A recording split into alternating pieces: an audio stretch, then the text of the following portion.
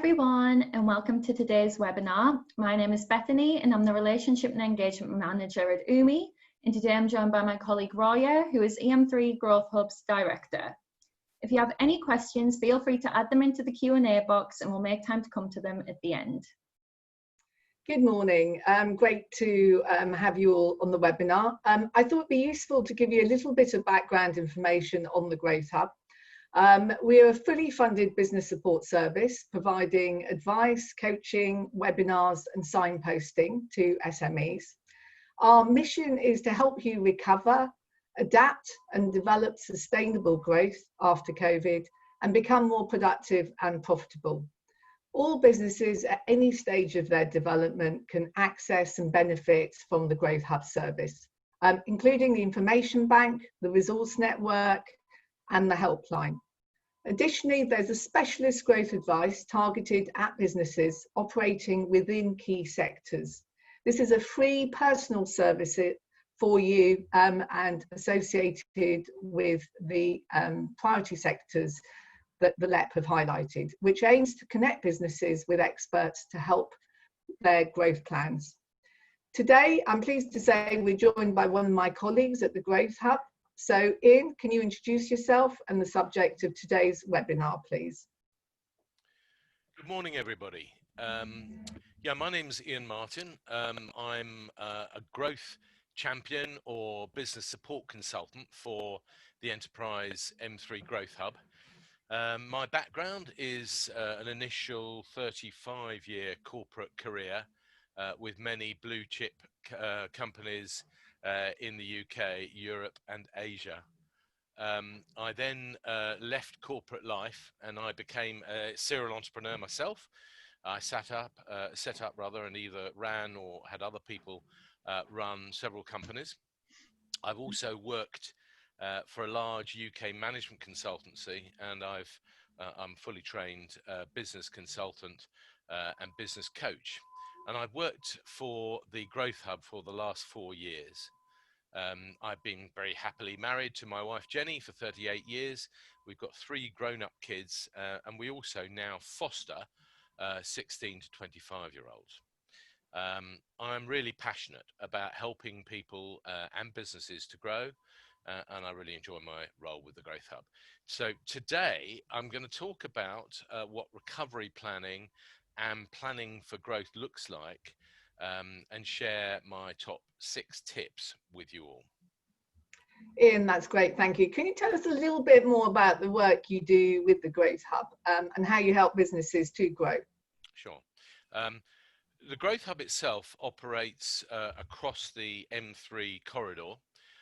It's named after the Enterprise M3 LEP, the Local Enterprise Partnership.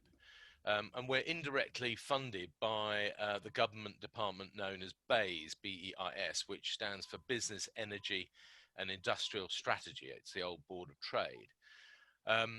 BEIS funds the national network of 38 local enterprise partnerships across the UK.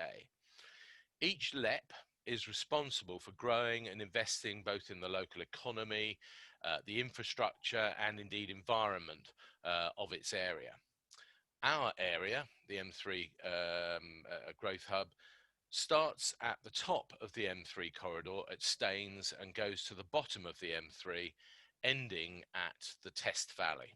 So it covers parts of West Surrey and North Hampshire. It incorporates part but not all of those 2 counties, and also has 13 borough and district councils within our area. And we work closely with all those local bodies at all levels. The Growth Hub itself was set up 5 years ago in 2015. We're a small group or core team of 6 people. We have, in addition to that, around a dozen or more highly experienced associates who help us to deliver our support to our clients. And as Roy just mentioned, we're funded to help local businesses looking to scale up and grow, and our service is fully funded, which is another word of saying free. The Growth Hub does 2 core things to help businesses locally. First of all, we deliver up to 2 days of targeted one-to-one coaching or mentoring or consultancy. And we do that to around 225 to 250 local SMEs, small and medium-sized businesses a year. In addition to that, we signpost our clients that we work with to three main groups. The first is our local LEP partners, the local enterprise partnership partners, like the borough, the district and the county councils, and other partners like the Chambers of Commerce, FSB, the Federation of Small Businesses, Institute of Directors, and many others. The second group is our clients. And in the 5 years that we've been operating, we now have and are working with over 800 customers, and that's growing, as I said, at about 225, 250 a year. The third group of people is the other key suppliers that help support growth. That's great, thank you. So could you tell us a little bit more about what you're going to be sharing today in terms of recovery planning and planning for growth? Yes, very happy to. I'm going to share a business model. Some of you on the call may have already either seen or heard me talk about this, but it's a business model that works very well. The key things that you need to think about, not just now post-COVID, but whenever you're planning to grow your business.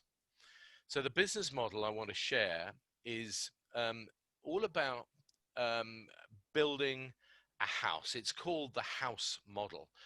And building a business is just like building a house. I think you're going to, my colleague's going to share some slides with you now, which will hopefully you'll be able to see and will help. There we go. Right. In my experience, I found that to grow, every business needs 6 key things.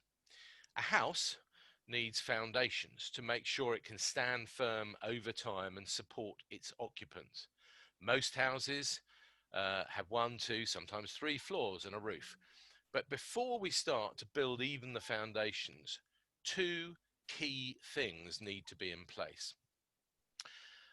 Firstly, every business or every house needs a plan or a strategy. It is possible to start and develop a business without a strategy or a plan, and many do, but you are far more likely to achieve your plan if you have one, a written one. If it's not written and still in your head, it's a dream.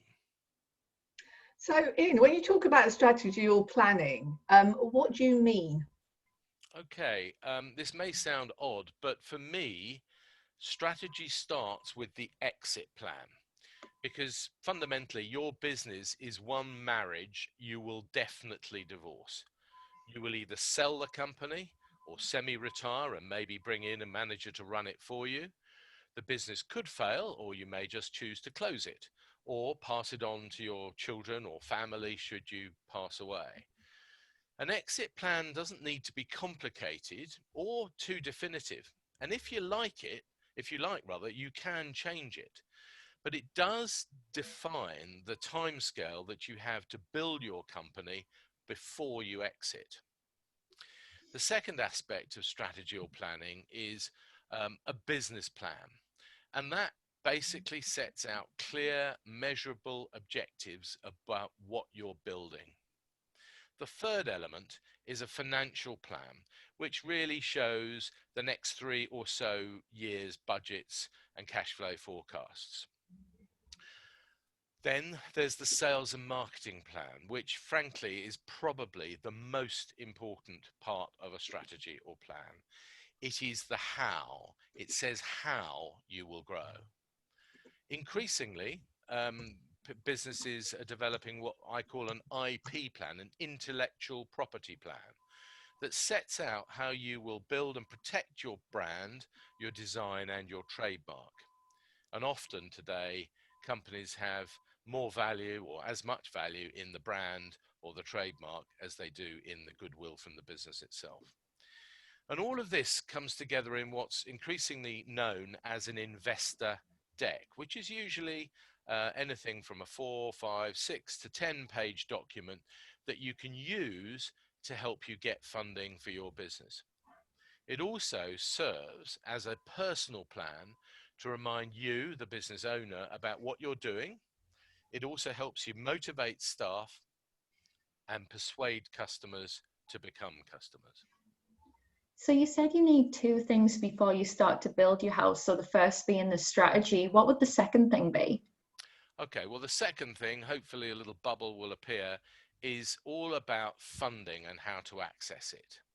This is usually the first thing people ask me about, but it's frankly never the most important. We, the Growth Hub, have no money to lend, but we know an awful lot of people that do.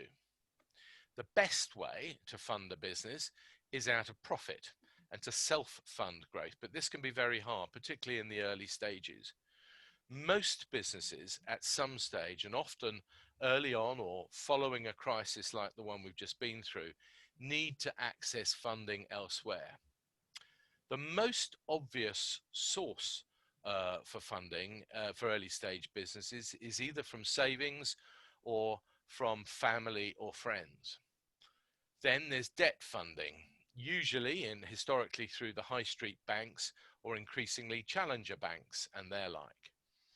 There's then equity funding, which is when a company has established a value and investors swap the debt that they're putting in for some of that equity. Crowdfunding, which can either be a bit of debt or equity or a mixture of both, most of you will have heard of, but not everyone or very few people have used even today. Innovation funding from sources like Innovate UK, the local catapults, which you can look up online, or indeed funding from organisations like the local enterprise partnerships. Excuse me. There's also local government grants, like ones that some of you may have applied for, rent relief or discretionary grants during the COVID crisis. Other government grants like SIBLs or BIBLs, the Bounce Back Loan Scheme, and others have been made available during COVID. There's another one which I call HNW, high net worth investors. And these are people that are sometimes very hard to find and even harder to get money from, but they do exist, and sometimes they have their pet sectors that they like to invest in, and we can perhaps help your way to do that. Picking your way through all of these areas is very hard, and most people who haven't raised funding or significant funding have very little experience of how to do it. But sourcing adequate funding is absolutely key to a business being able to survive and grow. Ian, we've had a request to ask if you can get a bit closer to the mic. Oh, sorry. Can you hear me better now? That's brilliant, thank you.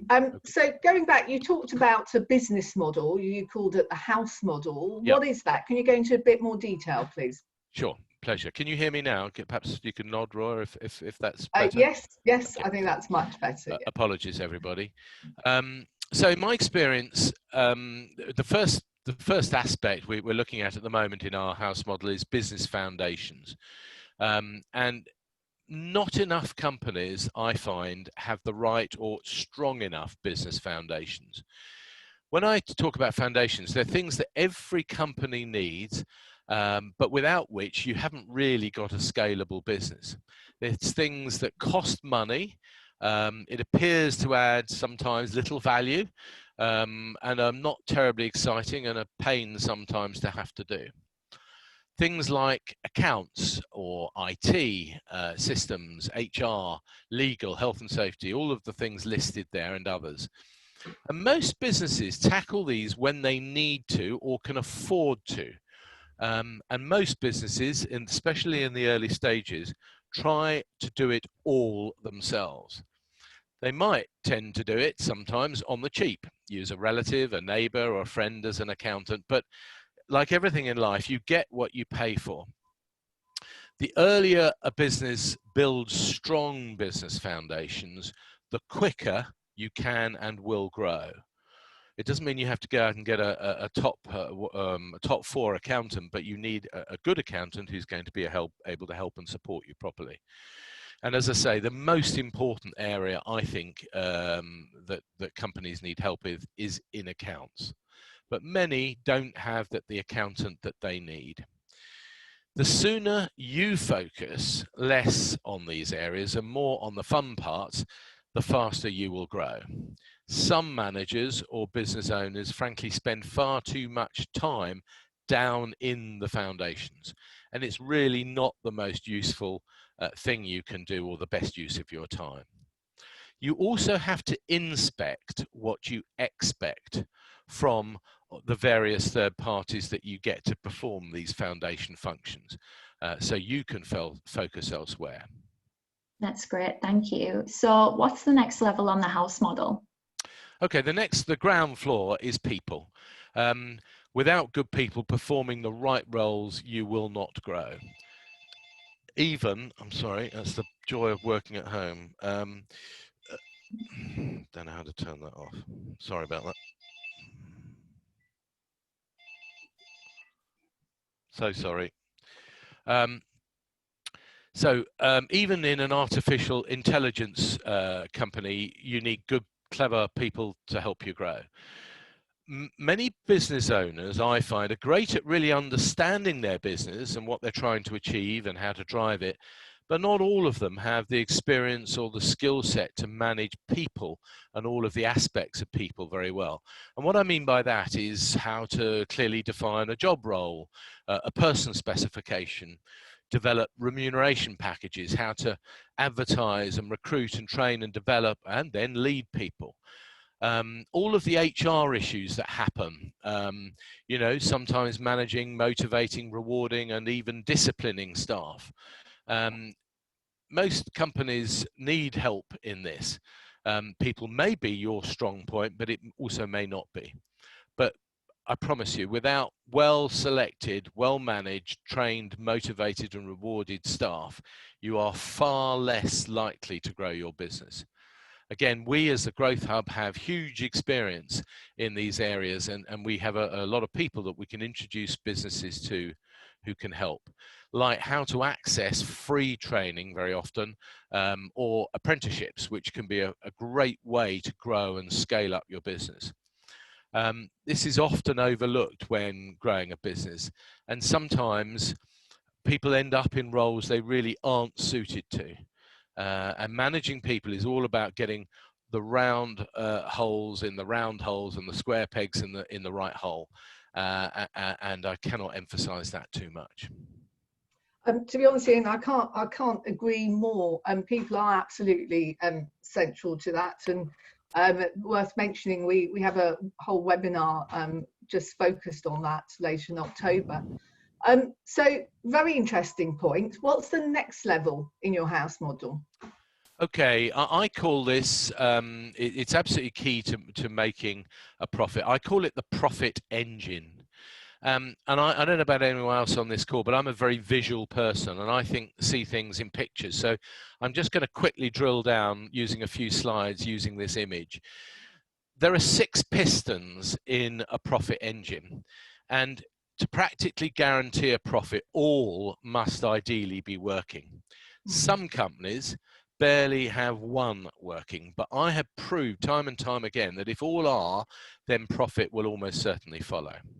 The first is marketing. And very simply put, marketing, if you could just add that's the one. Marketing is all about defining products, prices, services, and service levels. And it's anything from the most basic leaflet or business card or sign up to the most sophisticated e-commerce platform. It's websites, search engine optimization, social media platforms, etc., and everything betwixt and between. The second piston is lead generation, which is the sole purpose of marketing. Some branding experts who may be on this call may disagree with me, but fundamentally, if you're spending money on marketing, unless it generates leads, it's a waste of time. And the definition of lead generation is sales leads generated by marketing. The third piston is sales, which is the process of converting a lead or a prospect into a customer. The fourth is operations, which is simply producing and delivering what's been sold to the customer. The fifth is account management, or a single point of contact for a client to help gain repeated business, how you manage your customer base. And the sixth, which many companies forget, is all about lost sales analysis, or what needs to change in any one of those other pistons to make sure that customers come back to you and keep buying. Yeah, so I think so far that's 5 out of your 6 processes, Ian. What's the sixth?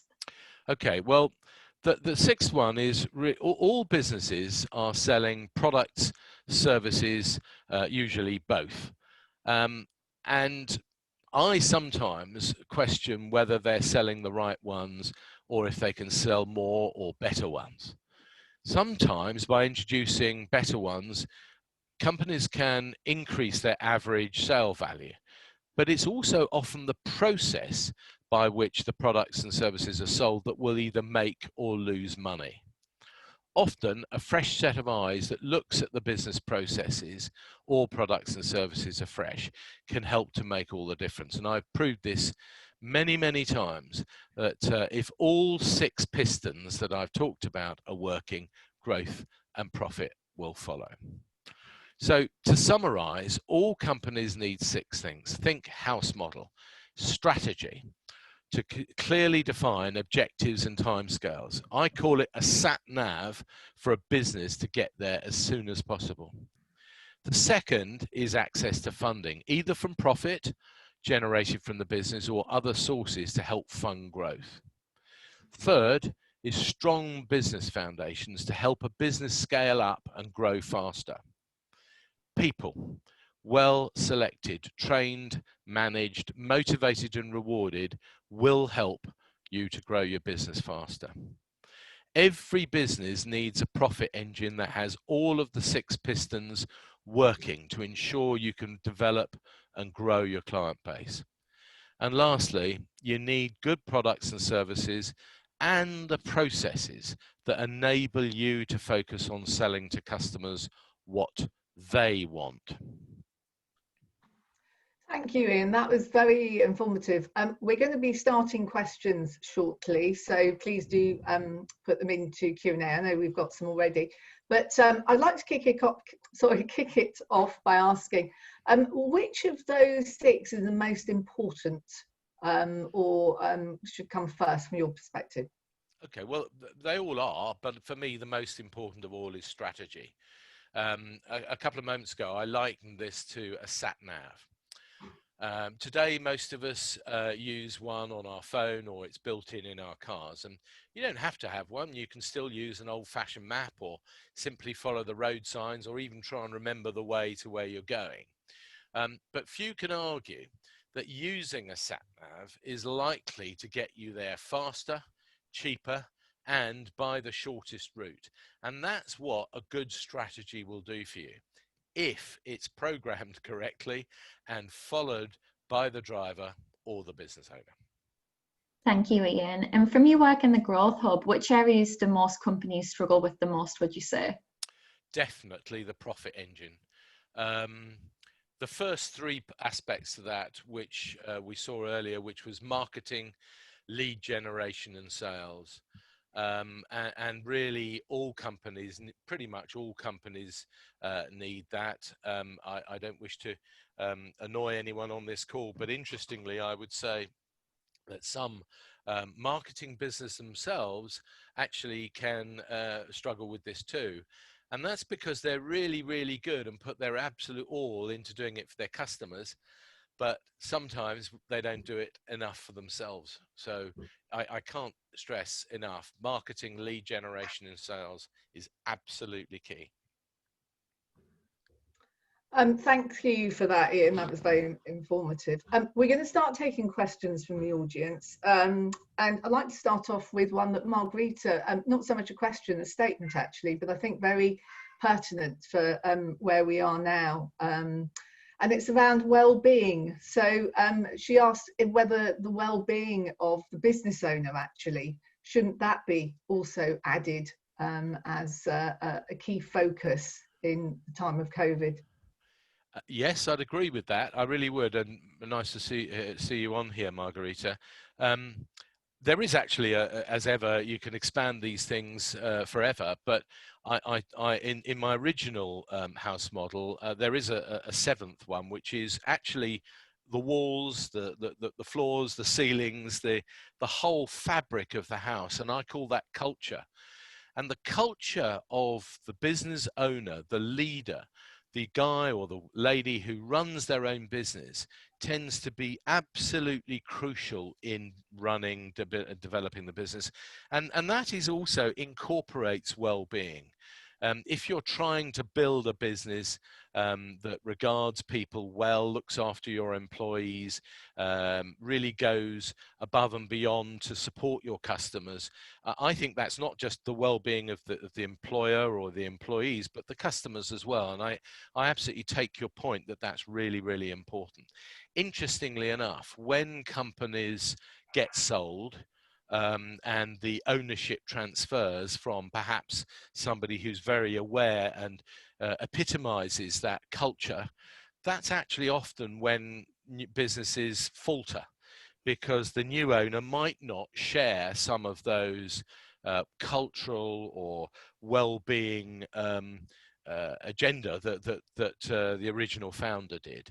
And it's worth bearing that in mind as you build your business, how you're building your culture. And if you do sell your business, is the new owner going to continue and support and embody that culture in the same way that you have? Mhm. We've had another question. Has anything changed in regards of the importance of these 6 pistons? Has anything changed? I don't think so, actually. I think the method, if we just go back to the first cog or piston in the profit engine, marketing, I think that has changed. I think we're all used to wandering along our high streets and looking in windows and saying, "Oh, I really fancy that," or whatever. And clearly, the web, the internet, and online marketing has seen a sea change in importance through lockdown and the pre and post COVID climate. The companies that are really starting to score today, post lockdown, hopefully, um, are the ones that have adapted their marketing and lead generation and sales activity, and they're moving that increasingly online. It doesn't mean that the high street is dead. It will come back, but it's going to be different, and probably it's going to be less important as we move forwards in society over the next the coming decades. But there is always going to be a place for that. But I think it's rethinking how you do your marketing, how you generate your leads, and fundamentally how you connect with the customer and sell those products that you've been marketing to businesses. I think that's what's changed. Thank you, Ian. I think during all these times, there are also new opportunities that come out, and the word being innovative and adapting and pivoting is heard quite a bit. That's going to be particularly core around reviewing your whole house model. I'm guessing going forward, actually. So thank you for that. We've also got a question. How might I engage in supporting the growth of my management consultancy, SME? Sorry, I missed the first part. How might I? How might I engage in supporting the growth of my management consultancy, SME? Okay, I think there's 2 aspects. That one is how you market yourself, both to other consultants who tend to be a route to market because they all have contacts and in some cases their own clients that they could bring to your business. But what that really leads to is also your business model. And I think people need to continuously think about what their route to market is, how they're going to attract really 3 groups of people. One is the ultimate customer who's going to seek your consultancy services. No less important is the quality of consultants that you attract to your business so that you can grow. Initially, that may only be yourself or 1 or 2 other people. but I think it's also how you market the services that you're promoting in a way that is something that customers can identify with. I would say we spend a lot of our time helping companies look differently at the services and the products that they sell from the point of view is, so what? Why should a customer buy that from you? What does it do for the customer? Not necessarily what do you want to promote about the importance of that service. It's always and increasingly about what buying that, in your case, consultancy, actually helps to benefit the customer. And there is a slight mind shift that you need to go through as a business to start thinking from the perspective of the ultimate customer, but also sometimes by talking more about what that is with your existing consultants or colleagues, you can actually get through that slight logjam and start to look at what you're promoting slightly differently. It's very subtle, but it's actually really, really important. And I spoke to a customer recently who was developing software, excuse me, as opposed to consultancy. And they struggled a little bit in the early stages to understand that. But once they did, and started putting their message out and marketing their message in a slightly different way, it was incredible. It was like turning on a light. People saw that, bought into that, and started to genuinely buy more. It doesn't always work, but you know, it really does help. Yeah, some great points there, Ian. Another question we have is, does the supply chain fit into the profit engine part of the model? The supply chain is actually in the operations part of that. So if I just expand on that for a moment, operations are defined as literally delivering the product that's been sold. Now that is supply chain, but it's not just delivering. It's everything from putting together, if you're in a manufacturing environment, maybe sourcing your products, bringing them into your factory, assembling them in your factory, quality controlling you, then putting all your CE markings on or whatever, and then exporting or delivering that end product that the customers bought to the end user. And that includes the supply chain of logistics and distribution. But the actual putting together of your products and services is supply chain. It's all about operations and everything that I've just described in terms of how you provide, provide and deliver the end product to the customer. Does that answer the question, or has that helped? I'm not sure who asked that question. Forgive me. I think that's been answered, so that's brilliant. Thank you. I think that was Mike who asked that question. We have got another question, which is around one of the things that you did touch on was the number of new initiatives that have come out in the last 6 months in response to COVID. And two of those have been the financial programme, so CBILS, which is finishing end of September. So just the note there, you need to have made your application by midnight, 30th of September. And then you have 2 months to hopefully claim down the money. And the BBILS, which is finishing early November. So over to you, Ian. The question was, what are those? Okay, well, CBIL stands for Coronavirus Interruption Loan Scheme, effectively. And that's really meant for slightly larger SMEs stroke corporate companies who need help in their funding. Unlike the bounce back loan scheme, BBILS, it can be much larger sums are lent, but there's a much more in-depth submission of business plans and so on that has to take place in order to qualify for those. So there is a considerable amount of extra funding available, but the process to get there takes a lot longer. The bounce back loan scheme is very simple. And it's applicable to limited companies, incorporated companies, and depending on what your last 12 months worth of turnover is, you can claim up to 25% up to a maximum of 50,000 from the government in terms of a loan. And that is interest-free for the first 12 months, and then I think it's limited to 2% for the next 5 years. I think that's 6 years in total. I may have that right. It's either 5 or 6 years. Forgive me. To me, particularly for the SMEs rather than the larger corporates, and there is more time too for the bounce back loan scheme for companies to apply for it. I would never encourage people, and we're not allowed to encourage people to borrow money, and that's not what I'm advocating.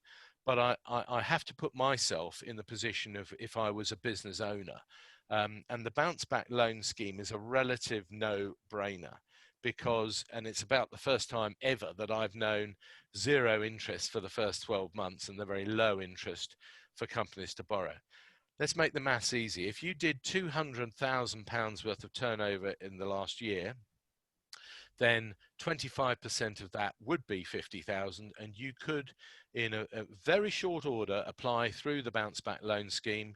And if you click on bounce back loan scheme, you'll almost immediately go through to a government website that shows you or takes you to the forms that you can complete. And you can apply for that and get up to 25% of the prior year's worth of turnover. Some companies I have spoken to have applied for that, and within 7 days they've had the money in their account. I'm not guaranteeing that. It's different for everyone, but it's a very simple process. You fill it in online, send it off, and obviously you have to supply your bank details, and frankly it's as simple as that. And many companies have found that they have been sent that money very quickly. You do have to pay it back. It is a loan. It's interest-free for the first year, and then you do need to pay back both low-level rate of interest at just 2%, and over the period of the loan, you then have to pay back the capital value of whatever you've loaned. So it's not for the faint-hearted, but it does give you a cushion, or a business owner a cushion of comfort to know that there is funding there to help and support growth over the next little while. And I would certainly suggest that people have a look at that and see whether or not it's appropriate to them. There is a third one, Roy, if you just indulge me. There was a recent announcement, some of you may have seen this, of something called ERDF funding in small level grants. ERDF stands for European Regional Development Fund, and I think it was a total of just over 20 million that was made available across the UK. Those grants are going live in our Enterprise M3 area. I believe it's next week. Yes, next week. I think it's next 15th. That will be emails will be going around. If people are, it's for two levels of grants. One is for the travel industry.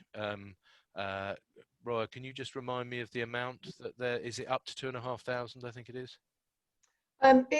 It's going to vary between 1 to 5,000 depending on the requirements. It might be just worth quickly, and then I'll pass back to you. The applications open, they'll be live at 12 midday next Tuesday, which is the 15th of September.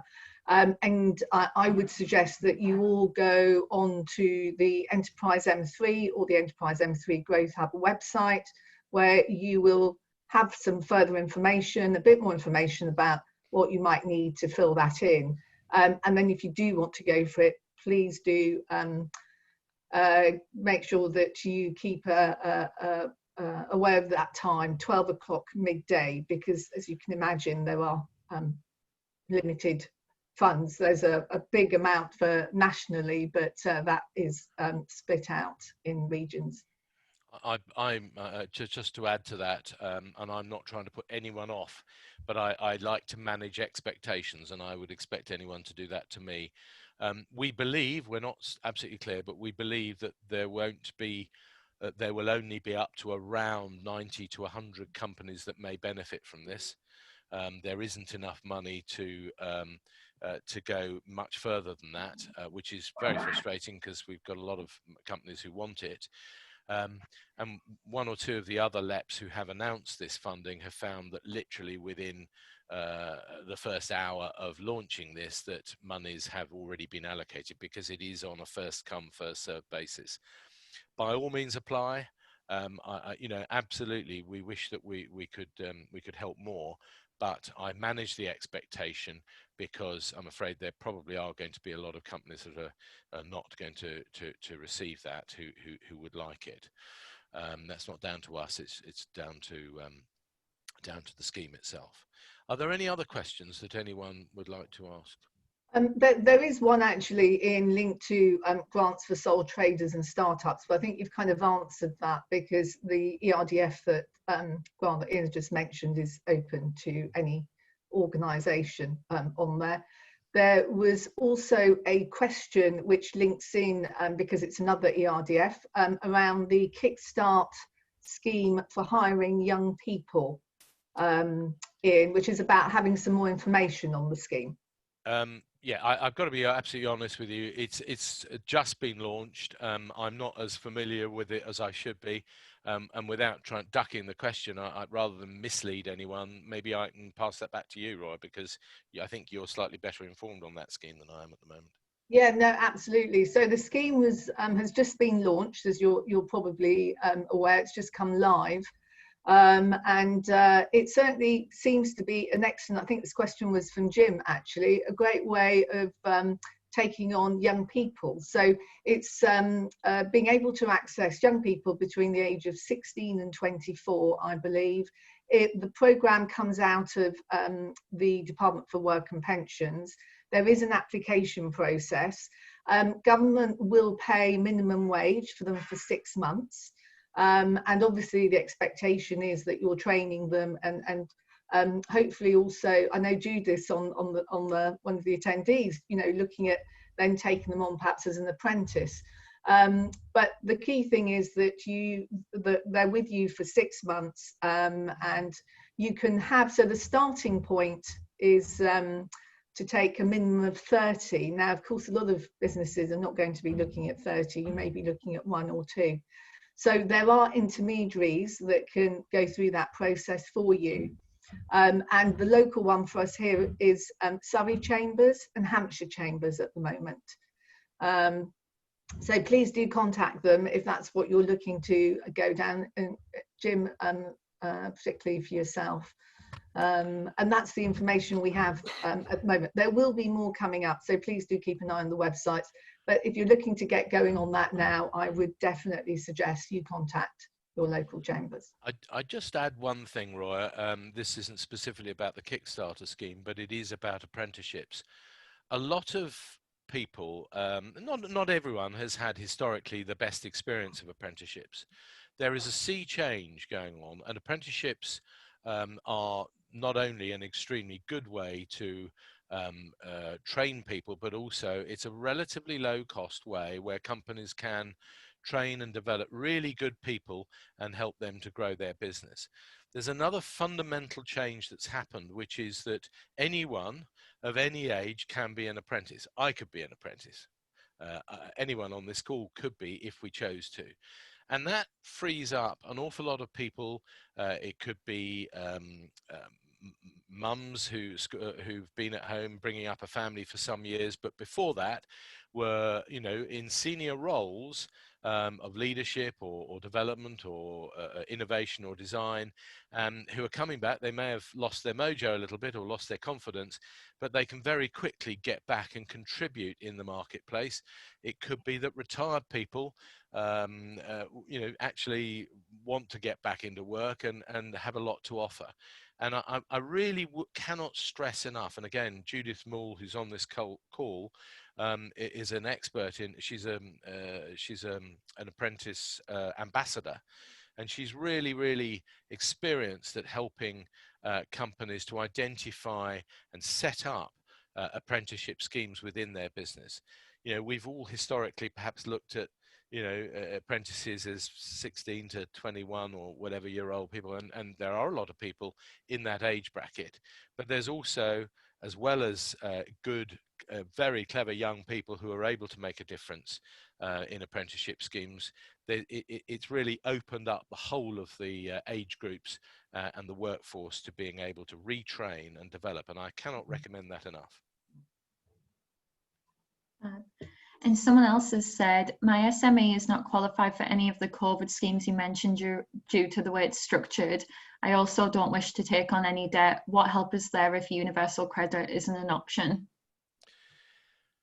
To be very blunt with you, you're back to the two Fs. Family and friends, or possibly your own savings. And I obviously, you know, starting a business, and I don't wish to be unkind when I say this, but starting a business is never guaranteed. There is an element of risk that everyone takes on when they start up a business.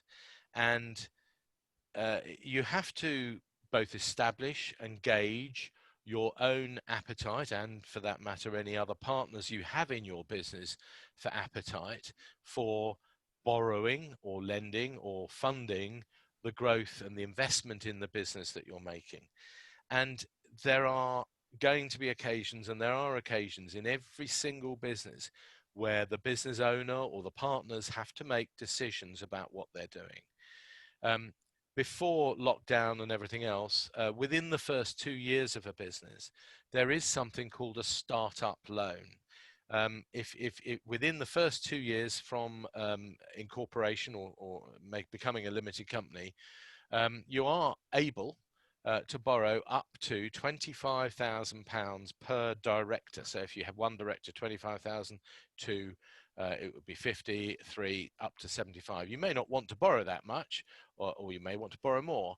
But, and I understand that the individual who posed the question sounds as though you may be risk averse in terms of taking on debt.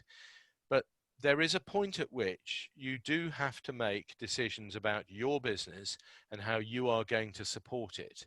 And you can't always look to third parties who are going to fund that.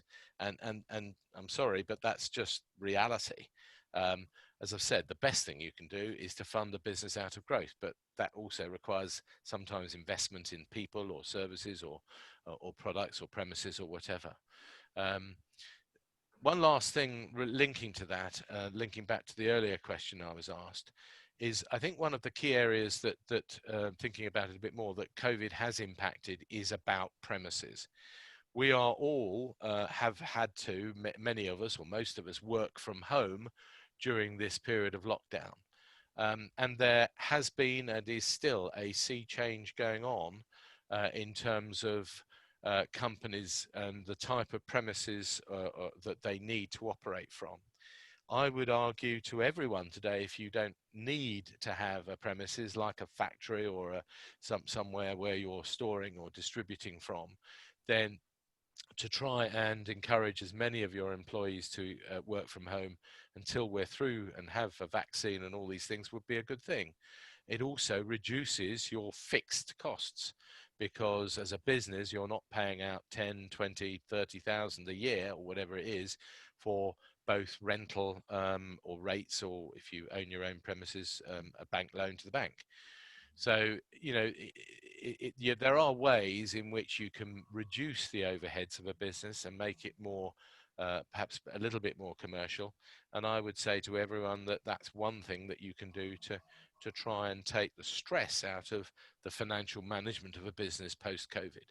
But it's not always possible, because many people are locked into rental agreements. But it may be worth talking with your landlord, or employing or talking to a really good estate agent or property agent who may be able to help you to negotiate either a reduced lease or better terms, or even to exit completely. But it's a very difficult sort of situation out there at the moment. Thank you for that. Just aware of time, we've got 2 questions left, which actually I think are connected. So I'm going to throw both of those in. So the first one is how can we engage with the Growth Champion going forward, and who can advise and assist in securing funding? And the other one is, Ian mentioned signposting with Growth Hub clients and suppliers. can we understand more about how this might work? Sorry, I've just had a third, so I'm just going to read that. Okay. Are you okay if I throw this one at you as well, Ian? It's kind of semi-connected. So the first two are about really how connecting to the Growth Hub.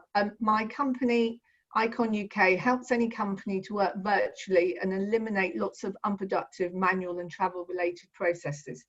How can we best connect with other businesses in the area that could build the solution for when they apply for a grant for this? So I think, this is from Chris, and I think you're referring to the ERDF SME grant that we've just talked about.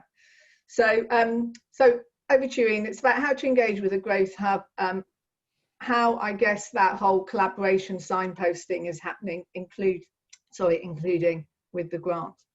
Okay, I'll try and cover all three. We've got 5 minutes or 6 minutes. It's very simple. We do have some criteria for companies that engage with us. Ideally, you do need to be a limited company. You need to be either have your registered office or your trading office or your home office at the moment if you're working from home within our M3 area. And behind me there's a map, but on our website is a map which will tell you that. You need to be a limited company. Ideally, you need to be trading for at least 12 months. And our ideal customer, being very honest with you, would be somebody with probably 5 or more staff. But we do work with people with less than that.